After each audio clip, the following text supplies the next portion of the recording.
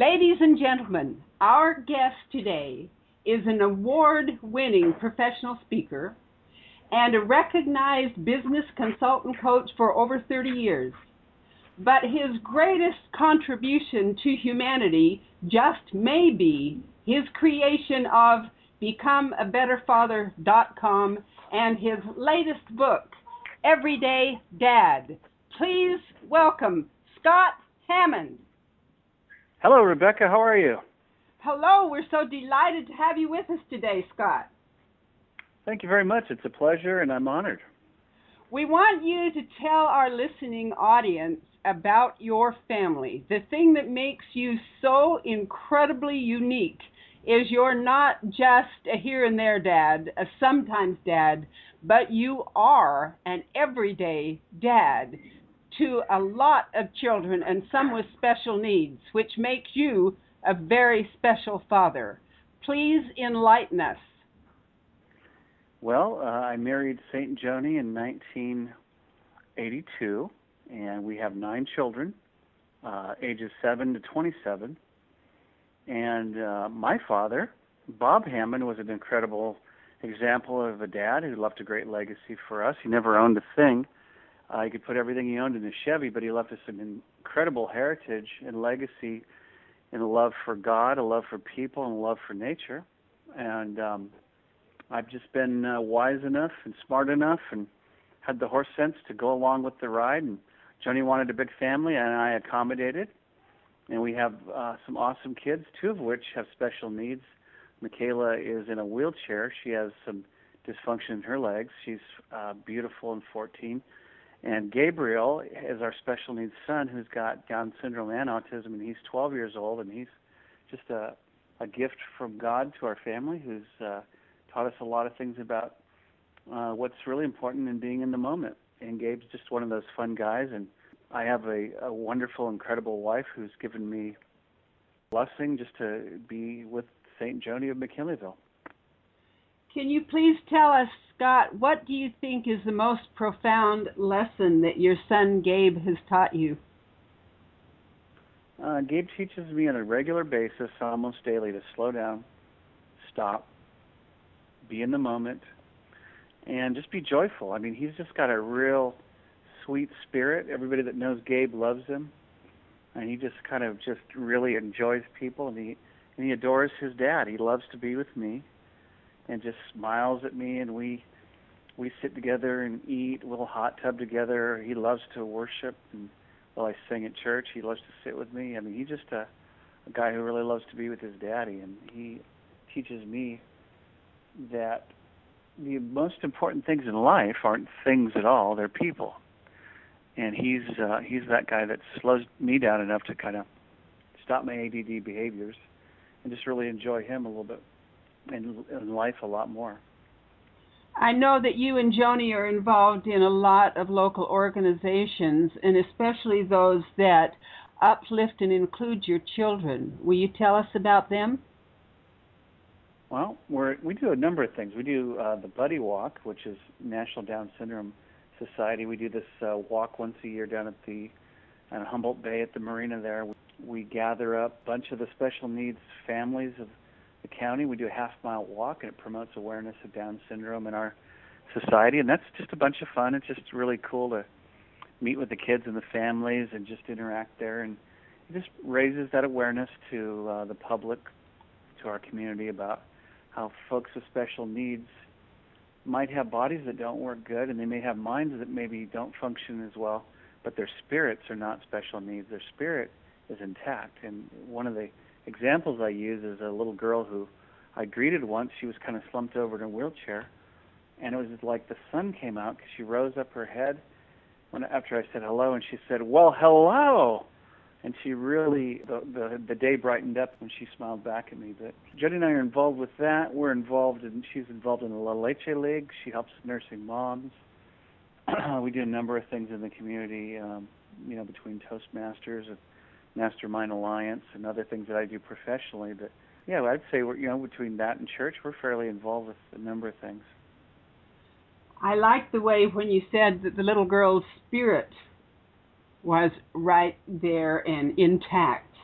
These children really do teach us unconditional love every day, don't they? Yes. Yeah, we have a lot to learn there. Maybe we're the ones with special needs, and they're tracking and better than we are.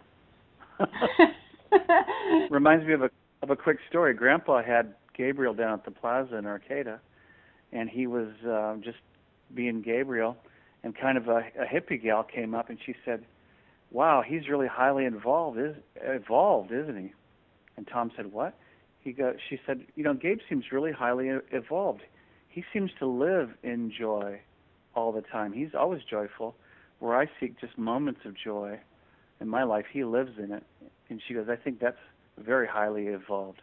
And Tom really got a kick out of that. He goes, "Yep, I agree." I agree too.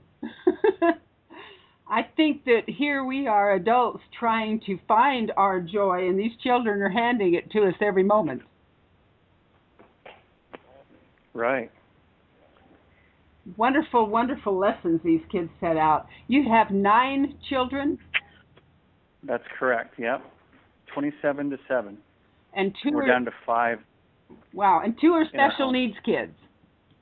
That is correct. Tell us about your little girl in the wheelchair. Kayla was born here in Arcata 14 years ago, and she came out breech. And for having nothing to do with that, her legs never really functioned well. So she has a congenital defect in her legs, and there's a hollow in her spine that you can see in an MRI that they think might contribute to this. But the bottom line is she has legs that don't function short of a wheelchair. And other than that, she's highly functional. She's beautiful and lovely and brilliant. One day she said, "Dad, with the amount of coffee you drink at work, you should be sure to drink lots of water because coffee is a diuretic." I said, "Man, that's a smart girl there." That is a smart girl. Takes after her parents. Yeah, sometimes. Everybody wants to know some of the key things that you have laid down for parenting in your book. Everyone wants a few keys to help them to become better parents. Will you please just go ahead and share those with us? I'll give you 3. Number 1, first and foremost, is you gotta wanna. And what I mean by that is that you, as a father or a parent, you got to want to love your kids. You got to want to be engaged in their lives. And if you're like me and you're distractible and distracted and all about stuff and making a living and the stuff that dads deal with, and parents, all parents, sometimes you really come home burnt out, or you come home without any life, what I call life units left over. And that's when it's game time, when you really want to come home with something left over for your kids and your wife, your spouse. So I would say number 1 is have good goals.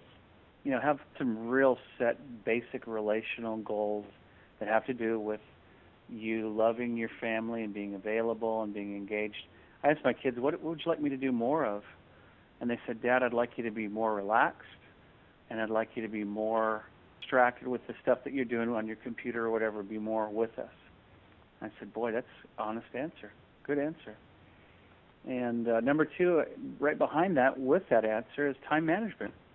I think we're all guilty of wasting time. We all get 24 hours a day like every other human, and we got to use our time wisely and leverage our moments with our kids and our spouses and make it about relationships and make those times happen. And one way to do that is to schedule them. And if you have systems, I work really good with a system. If I know that at 8:30 I'm doing X, I'm there. So systems are good. And then lastly, number 3, I would say good communication skills. If you're a good communicator and you make that time for focused attention, appropriate touch, and good eye contact, and you make good communication happen in your family, and you stop, look, and listen, and you're in the moment, I think that is the fertilizer of relationships, the fertilizer of good relationships. So when one stops to listen and to really, and then communicate and verify what you heard, I think at that point you become a really good communicator, and you open the door for love and good communication in the family, which can really cover a multitude of dysfunction. And we've seen some families that are really terrific alcoholics or terrific dysfunctional and whatever area that actually have really great kids because they do love their kids and the kids know it, and they do value their kids and they communicate with them. So there's a culture of really good communication in some families that can actually make up for other things that maybe are a deficit, and they can overcome those things. Perfect love overcomes a lot of gnarly stuff. Yes, it does. And unconditional and perfect love is extremely powerful. I'm going to reiterate back to our audience. So number 1 was time to be with and love your family. Number 2 was time management. Schedule yourself the time that you need. Number 3 was communication, really connecting, that kind of communication, correct? Mm-hmm. Correct. You got it. Yeah, number 1, I think just knowing your mission and your vision and your goals and what is it you want. I mean, what do you really want as a parent? You can tell me you want to be a great husband or a great father or a great whatever, but show me the money. I mean, or how are you spending your time and your effort? Are you incrementally getting better at reducing your golf game and putting more time into the kids? I mean, none of us are perfect. We're all everyday dads and everyday parents. We're all part of the human race. We're all drinking the Kool-Aid on the same bus. A lot of us are real bozos, and so we're not going to change this overnight, but we can be incrementally better, and we can show improvement, and we can change the tide and become sequential and methodical about how we introduce better disciplines into our regimen, into our lives, into our relationships, and into our families. I've heard a little boy say that love was spelled Time. What do you think of that?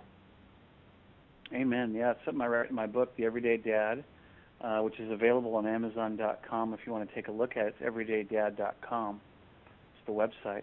That's one of the things that I write about is, time is everything. If you want to, spend some time, I mean, a lot of parents try to throw money at their kids or entertainment or whatever, or give their kids what they think they want.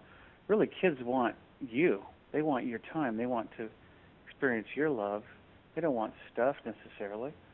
And love is spelled Time. Show me the money by showing me the time and how you spend your time, and I'll tell you what your values are.